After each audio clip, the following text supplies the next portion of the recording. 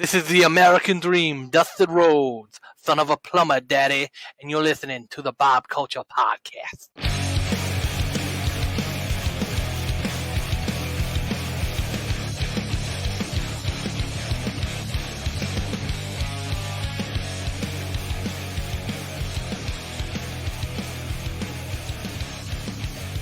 All right, ladies and gentlemen, welcome back to a very special Good Sister episode of the BCP Goodest Brother. This is long overdue. We're happy to have our special guest at this time, as they always say on certain programming. She is the Good Sister. She is the host of Kimmy Talks Wrestling. Yeah, the Goodest Sister for sure. She is the heart and soul of RDP Promotions. Right now, she's Kimmy Quarantine. She's Kimmy Kazoo. Please welcome to the show our good friend, the unbreakable Miss Kimmy. Kimmy, welcome. How are you? I'm great. Thank you for that wonderful introduction. I am currently asymptomatic and in jail. This sucks. Yeah, well, I mean, let's get right into it. So, Kimmy, like, obviously, you had to move everything. We don't see a giant Seth Rollins behind you. We don't see all your wrestling stuff. We don't see your roommates. For those who don't know, Kimmy be very open about this. She's been in quarantine for a while. I think today came in, you tested positive, or was yesterday? So basically, in the grand scheme of things, my roommates are both on the track team, and there was an outbreak there. My one roommate got it first, and then she got tested last Monday. She got her result last Wednesday. So I had to go into the close contact building. I then had to wait 5 days to see if I got symptoms, which never happened. I got tested Monday, got a call at 8 a.m. that I had to move again because I tested positive. But my other roommate tested negative. So I'm so confused. It's crazy, but more important, it's a little weird. Yeah. It's this crazy world we live in. But more important, like you said, asymptomatic. You're young, you're gonna pull through. It's us old guys you got to worry about over here. But seriously, like, how are you feeling? Like, everything's good besides like going stir crazy. Yeah, like I've realized doing this, I'm so much more of a people person that I'm like, wow, there's no one around. I can't go outside. Monday was my first day going outside in 5 days. I was like, I forgot what it felt like to go into the outdoors. So I'm trying to make amends of it. I've been FaceTiming my friends like crazy. They all texted me like as soon as I text them at 8 a.m. I tested positive. Oh my God, this is crazy. And they were so supportive. They were checking on me all day. I got a couple texts today. So grateful for them and for all the present support I got from the wrestling community. Y'all the best. There you go. That community's been there for me, and more importantly, really are the best. Yeah, and that includes you, Kimmy. Like, think about it this way. Like, I know it's tough right now, but like you're helping people not get sick. You're standing out of the way. You're doing the right thing, and I know it's tough. So we thought now would be a great time to kind of have you on the show and have you tell your story. So obviously, I connected with you through Richie, who let me meet my future wife, Miss Charlie Caruso, one time. But I digress. But I saw Kimmy Talks Wrestling a few times, and you keep the content coming out. Raw, SmackDown, AEW, NXT. You're on top of that. Those episodes come out. You've done stuff with Izzy, first name drop of the episode. And Kimmy, just like, how did this wrestling stuff start for you? Oh, we're going to start in a sad sense here. Okay. Oh, no. Well, okay. Happy, sad, then happy. That'll be the order of this. A happy, sad, happy sandwich. We got the tissues. Exactly. So my dad was a huge wrestling fan when he was younger, and he used to go to all like the Madison Square Garden house shows with my grandpa. Because my grandpa was a police officer, so he got like discounted or free tickets to the Garden. So I never saw wrestling with my dad ever in my entire life. And I actually started watching wrestling backwards because I didn't start watching WWE. I started with TNA. Really? Okay. Yeah. So I started backwards in a sense. So my dad found out that TNA was doing these house shows at baseball stadiums. It was called the Baseball Tour. And they were coming to Brooklyn. I forgot about that. They were coming to Brooklyn MCU Park, and my dad's like, do you want to go? And like I said, I've never seen wrestling in my entire life. And I was like, sure, not knowing what the hell I was getting into. And July 2nd, 2010 was the day that changed my entire life. It was the day I found what I was meant to do with my life. I didn't know what I wanted to do with wrestling, but I knew I had to be in it. I was hooked from the moment that bell rang to start the opening match, the second the bell rang to end the main event. I loved it. And the sad part of this story is, so 4 months later, my dad actually was diagnosed with cancer. Oh my gosh. Yeah, so this is the sad turn of the story. Okay. So I'm an only child. I'm the youngest in my entire family. So for me, I really didn't have anyone around in a sense. And I was a loser in elementary school. So I didn't have a lot of friends either. That's so wrong. The only thing, okay. As long as you guys say it. As long as you guys incorrect. say it. That is incorrect. You're just a loser. You're just a loser for hanging out with us. But go on. No, never. So I didn't have a lot of friends in elementary school either. So then I realized that, exactly. Now I'm popular. So clearly. There you go. There you go. So I realized at a young age that clearly life is not easy and that people are going to come in and out of your life. And wrestling was the one thing that never left. And wrestling was there for me throughout through my dad's entire treatment, through his testicular cancer and kidney cancer. And this May is actually 10 years that he's in remission, which is huge. Thank you. I thought it was going to get really sad. Okay. No. He's in remission. I was hoping we were going to go on vacation. My dad's like, no. And I'm like, what? We have to celebrate this. And wrestling also helped me through a lot of other tough times, like anxiety track and all that jazz. But yeah, that's how it really all started for me. 2010 was a great year for TNA. They had a great roster. So when you went to that show, like, who caught your attention? Jeff Hardy. Yes, that's one of our guys. Yes. My second favorite. Yeah. I love the face paint. I love the flips. Like, I feel like Jeff Hardy just represents that wrestler that every child loves. Yes, I was a big fan of his. Crazy. Still am. So Jeff Hardy was definitely someone that stuck out to me. And even though at the time he was a heel, AJ Styles was another big name because I was like, he's one of my favorites. Exactly. This guy's so talented. So when he debuted in WWE, I was like, oh my God, I saw him in TNA and Ring of Honor, and now he's here. It's still surreal to me, even though it's been over 5 years. I never thought Styles would be in WWE. It's still kind of weird. Especially hearing his story, like in 2001, he had that developmental deal and he chose no. And it's like, can you imagine how different WWE would be if he said yes in 2001? It would be so different. Yeah. The amount of dream matches we would have gotten. Oh my gosh. So definitely those two. And RVD was the champion at that point. That's when he was going into his feud with Abyss. So RVD was another person. Right. Okay. That was another person who caught my eye, who apparently is getting inducted into the Hall of Fame this year. I heard that. Oh, wait, what's this? I heard that RVD got announced. Oh, is it official? I think so. It is official. Okay. I was excited. I was didn't excited see for if it was my official guy. or not. Oh, the one and only. Third favorite. But I don't understand your liking of Kane, but okay. A lot of people are on the other side of that. We only don't like Corporate Kane. Besides that, no, Corporate Kane was with Rollins. If you're gonna like one style of Kane, it has to be that one. I'm sorry. She's a Rollins girl. That's okay. Rollins is your number one now, right? Yeah. Yes, always will be. I have my Rollins blank in the back. There it is. Gargano's mine. Gargano's like my hero. Ooh. So that's my dude. Match. Rollins and Gargano needs to happen. Yes. I'm waiting. I love that. The gear in that match. Oh, Johnny always has the heroes and Rollins had the Thanos gear at one point. So. Come on. They even teased it on Twitter way back when. I remember that. But Kimmy, obviously, and we'll talk about RDB promotions, you do. And do you realize, first of all, how lucky you are that you get, I say to Vicky all the time, she gets to work with all the legends, with the 80s signing. Shout to Vicious Vicky.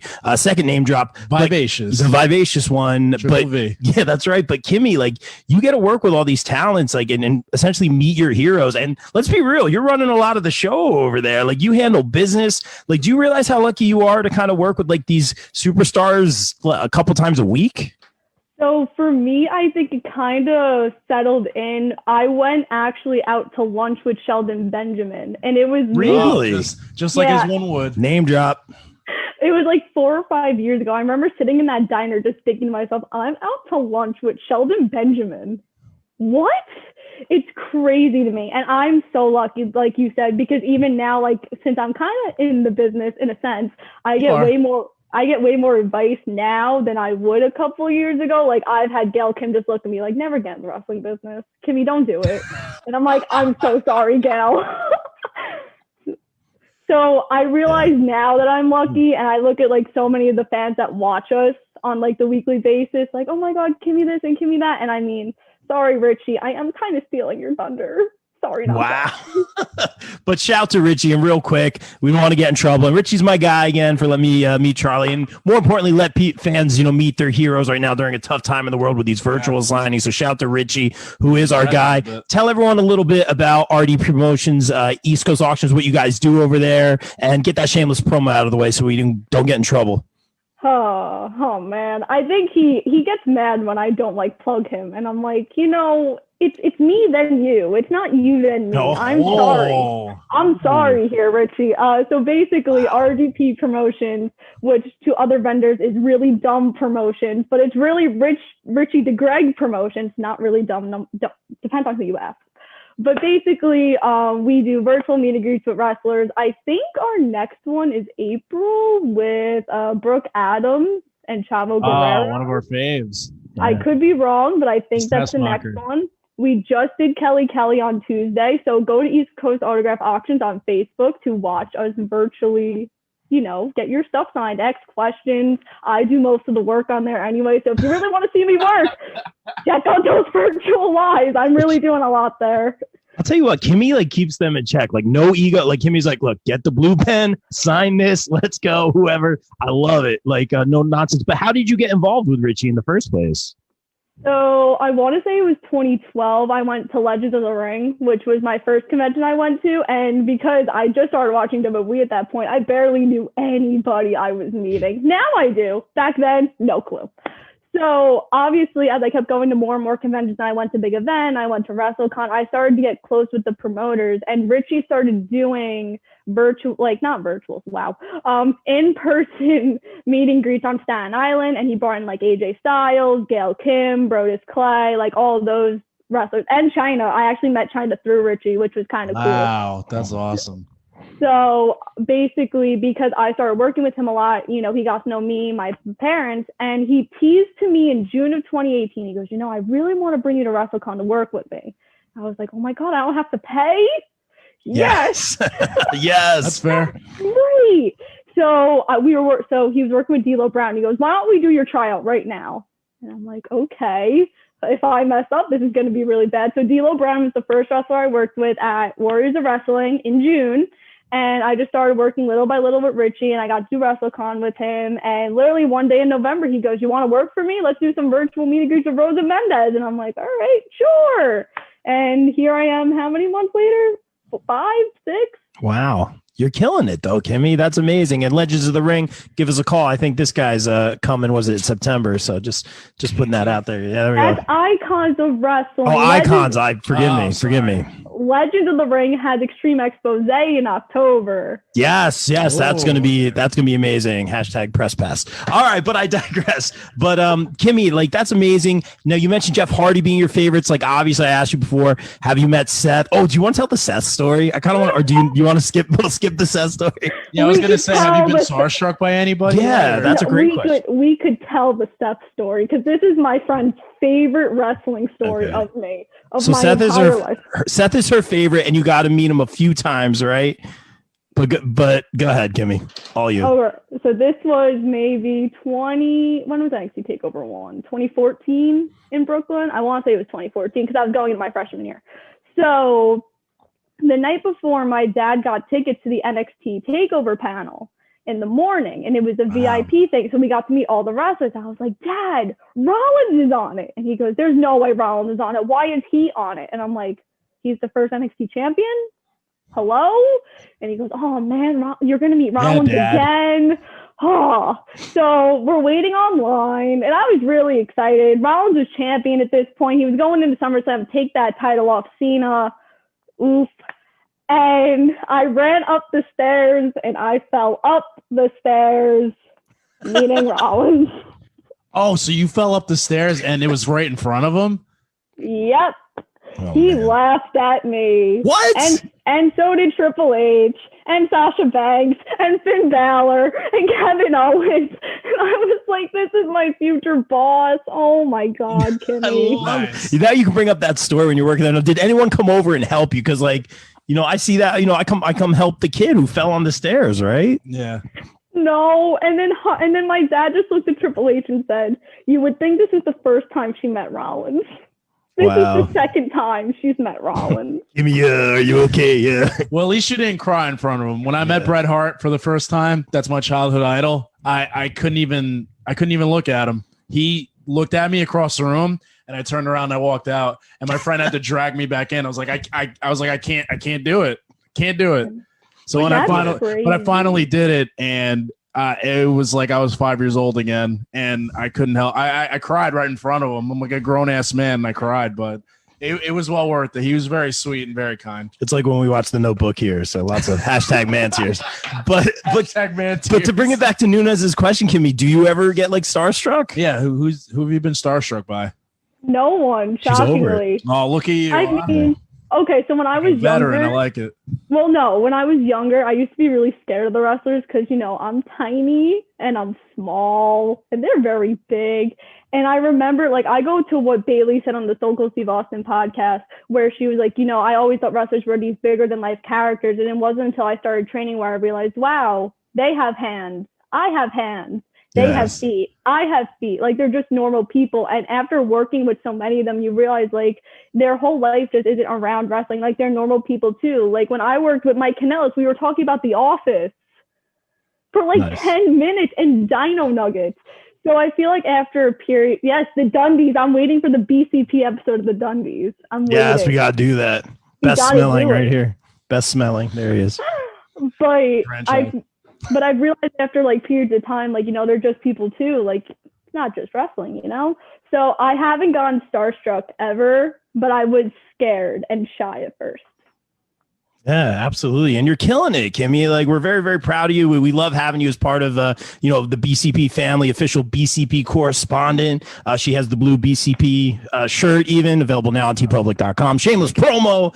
But now you're in school. You're studying sports media, which I wish that I had started doing earlier. Like, this commentary thing, this podcast thing is still very new to me, believe it or not. I've been a drummer for the longest time. So I wish that I was smart enough to do that. And Kimmy, you're killing it. Now, the ultimate goal is, like you said, your future boss is to do commentary, not the interviews, but you want to be on commentary. You know what you want to do.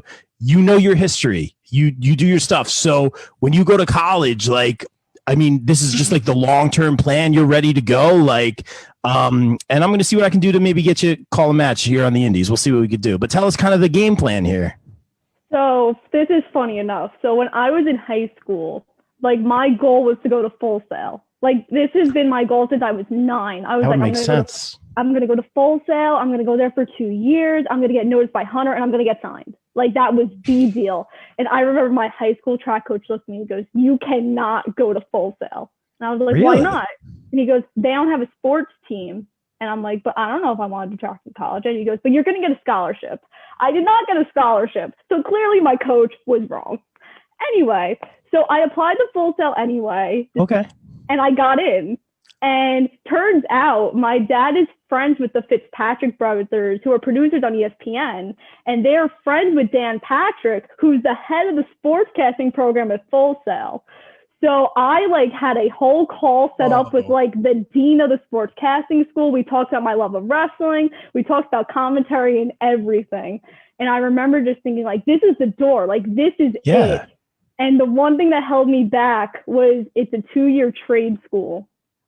There's no campus life. I would have to move everything down to Florida for 2 years. And even though I've been set on this since I was 9, I had the fear of what if I don't like it? Because then if I have to transfer to another school, I lose everything I just did for a year. So it doesn't make sense. I'd rather go to a school that has a sports media program, try it out, see if I'm good at it. And then, okay, we'll see what we can do. And thankfully at Ryder, I do. And I love the sports media program so much. We cover so much, from production to writing. My first class is intro to news writing. I learned how to write sports stories like crazy. We do editing and all that stuff. I told you this, I do the home games for ESPN3 and ESPN Plus down here, and I'm on the camera crew for that, and I'm kind of learning how to do the stuff on the truck. So I guess I really did make the right decision by coming here then Full Sail. But yes, the goal is to whatever wrestling company wants to hire me, Tony Khan, Triple H, if anyone's listening, 2023 in May, I'll be free. Absolutely. Wow. She's got this planned out and you're making some smart moves, Kimmy. Really, really well done. And, just continued success. We love having you here on the BCP. You know your stuff. You're great on the panels. So why specifically commentary, though? I always figured as a child I would be a terrible wrestler because I'm small. And I know that contradicts so many beliefs right now. Because I was about to say, talk to Alexa Bliss. Oh, no. I'm not getting into that. But the other thing, too, is I'm very injury prone. Like, my entire track career, I've gotten injured. I've, knee problems, concussions, all that jazz. So I was like, maybe wrestling's not it for me. And I was trying to think, it's like I was 9 when I made this decision I was going to be a commentator. I knew from day one. And I was looking and I was thinking, I go, commentary is cool. I mean, you just sit there, say what's happening, and you say your opinion for 3 hours. That can't be hard. And that's how I made my decision. And then when I started doing the stuff with you, and when I started doing my YouTube channel, I'm like, oh, I'm really good at this. And even my teachers, I took sports multimedia reporting, and he literally told me, that's the final I did with Izzy. He said, when are you getting your own show on the network? Because you belong in front of the camera. You do not belong behind the camera in production or anything. You have the energy and the charisma, and you have a gift that nobody else has. You need to be in front of this camera. And I'm like, oh, if you're saying it, then I guess I'm doing something right here.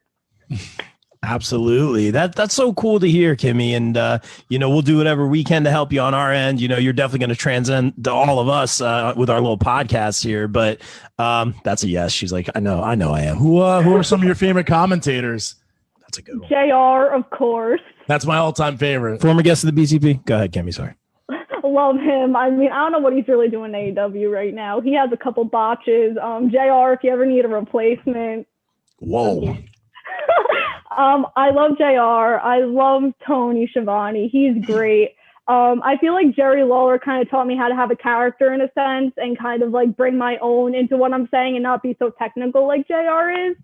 I love Corey. Corey Graves is fantastic right now on SmackDown. I'm not the biggest Michael Cole fan because I feel like he's so bland. He's just tonight on SmackDown, we're going to have Seth Rollins.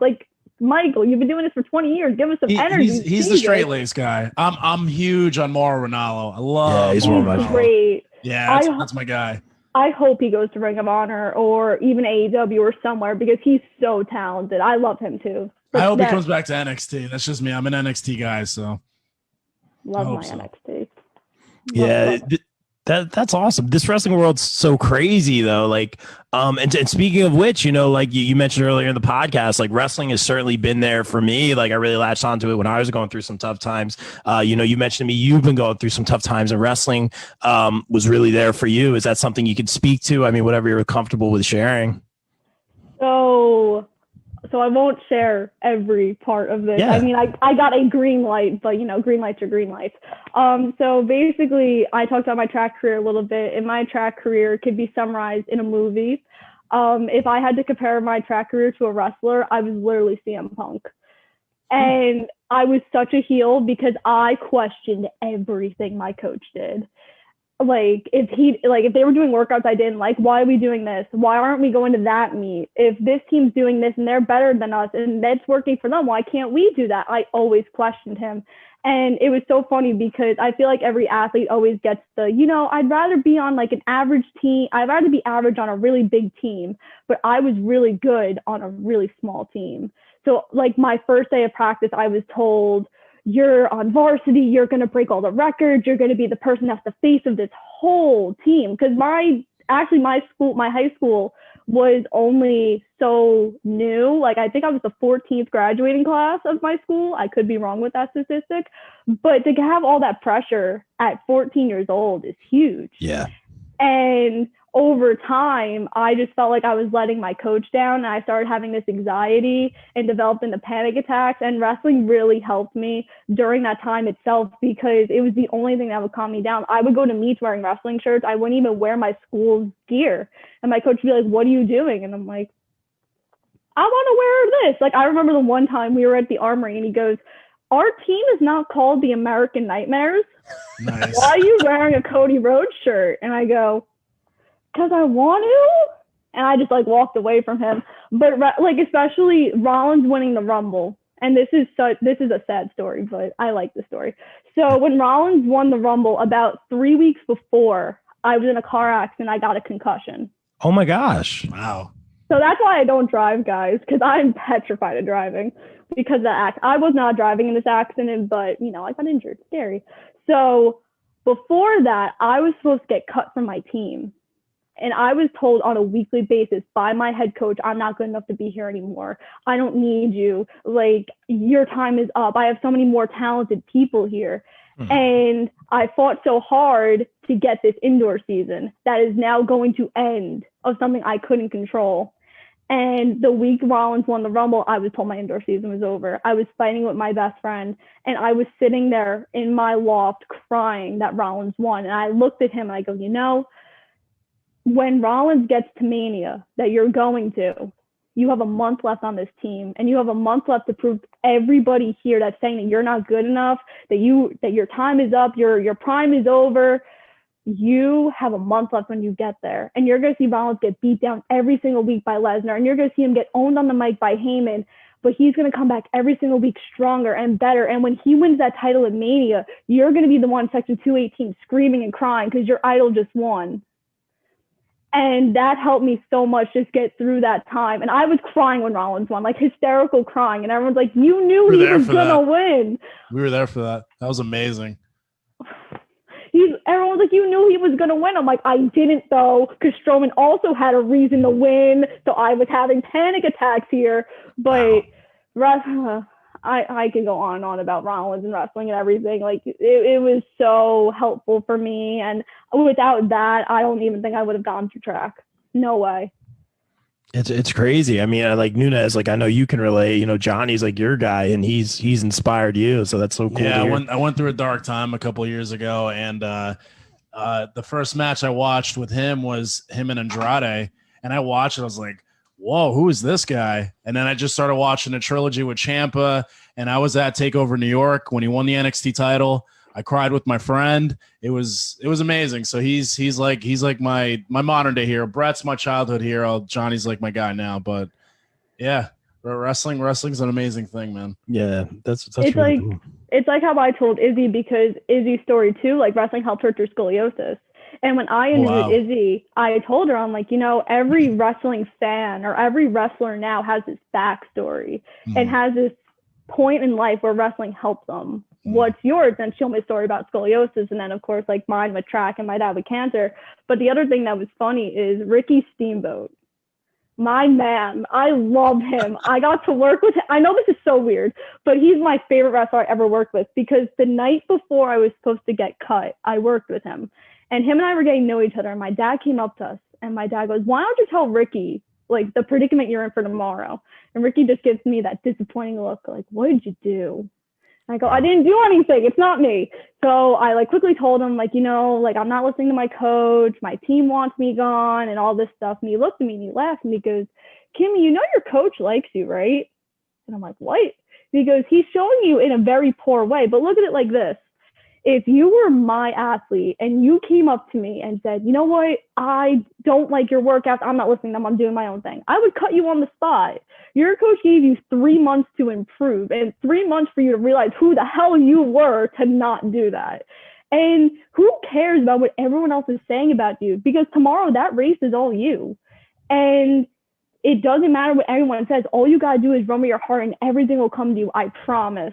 And I kid you not, the next day I was freaking out, anxiety, I was yelling at people, all that jazz. And when my assistant coach came over to me, he goes, "Your head coach won't yell at you, but maybe during your indoor season he will." And he winked at me and I go, "Indoor season? Me? Why is that in the same sentence without is not having one?" And my head coach, he was like, "Yeah, I'm not cutting you." And I'm like, "Oh, I won! Wow. I won at life. Let's go." I was so happy. And I remember just coming up to Ricky the next day and being like, "I got my spot." And he goes, "You did?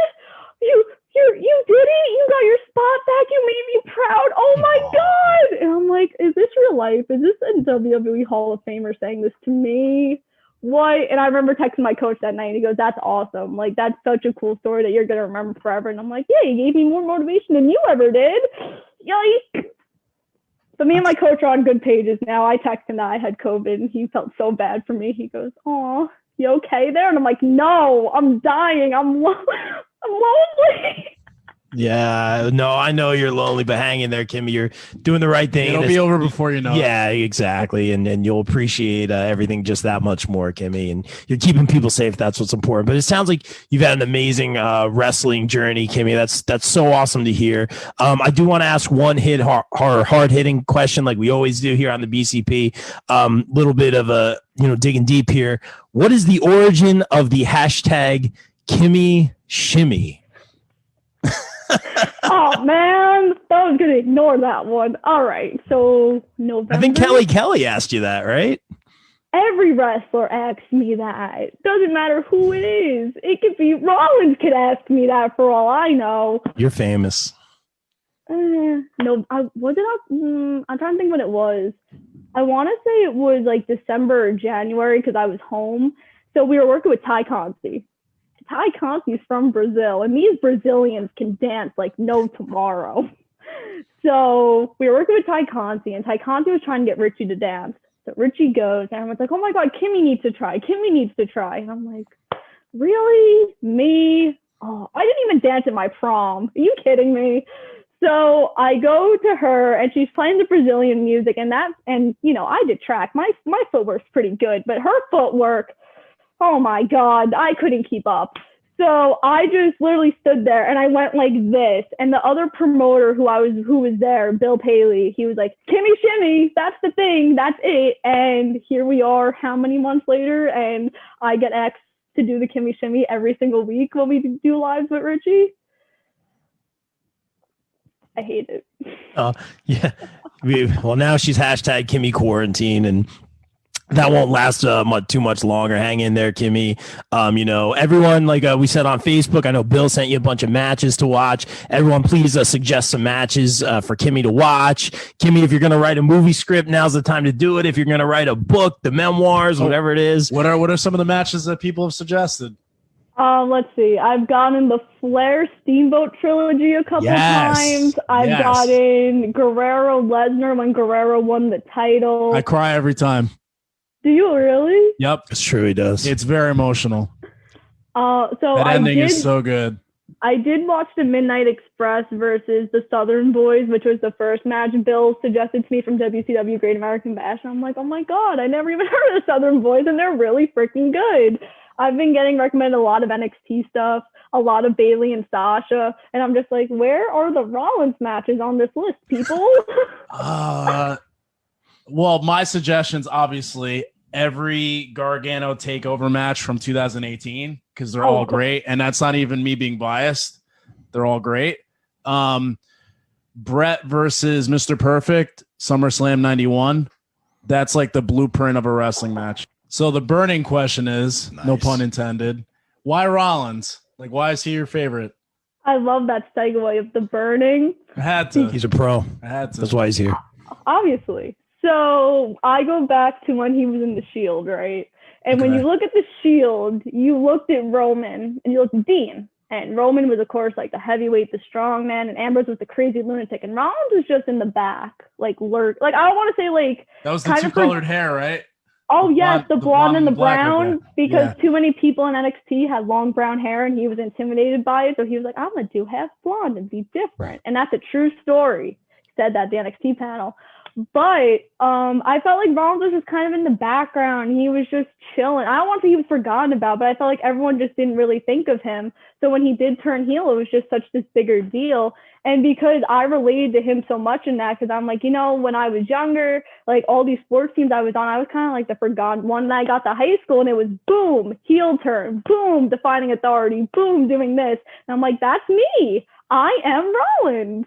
This is perfect. And that's how, and even outside the Seth Rollins character and just him and like his normal personal self, like we have a lot in common. We like the same music. We're both Chicago Bears fans. I know he's very upset about this Andy Dalton signing like I am, because Andy Dalton just I'm happy about it.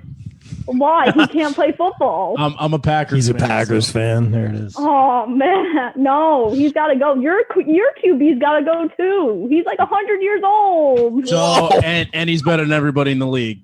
But can we both agree that we hate the Vikings? Nuna's about to drop the mic. Can we just say I hate that? Minnesota. Yeah, Okay, I hate Minnesota. All right. I don't mind the Bears. I don't mind the Lions. I hate the Vikings. I mean, the Lions will never get above 4th place in our division anyway.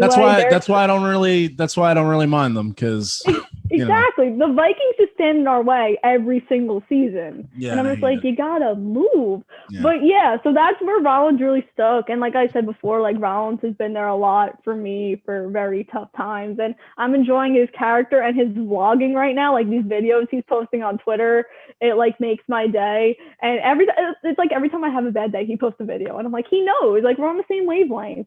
He gets it. All right, so Kimmy, everyone's obviously giving you these matches. How much does it mean to you? Because I know how much it's meant to me that this wrestling community has embraced you as a friend, as you know, as we have as part of the team here on the BCP Shameless Promo. Everyone's really been there for me, and I'm friends with a lot of people that I haven't even really met. We talked to Kyle up in Canada, where apparently they don't have conventions, but I digress. But how much does it mean to you to make all these friends and just have all that support, even right now when you're going through quarantine? Shout out to Kyle, who literally been my Lord and Savior, just calming me down. It's like, it's okay, Kimmy. Like, everything's going to be fine. #frenemy. But it means a lot. It's crazy to me. Just, like, the amount of comments that you and I got on that post, I was like, oh, my Lord, that's so many matches. But it's honestly crazy that I have all these fans and this community in all different parts of the world that I've never been able to physically go to, watch my stuff, or even like be a friend, or even like Richie has customers in the UK that are like talk to me all the time, which is like the UK. I haven't even left the country yet. Damn. But it means the absolute world to me. Even though the internet wrestling community gets its bashes, it's a pretty cool community once you get in it, and you meet some pretty cool people like you guys and Kyle and Bill and Tiff and all those wonderful humans out there. Awesome, Kimmy. Yeah. And you know what? Just we're very proud of you, Kimmy. Keep killing it. Obviously stay healthy over there. Yes, please.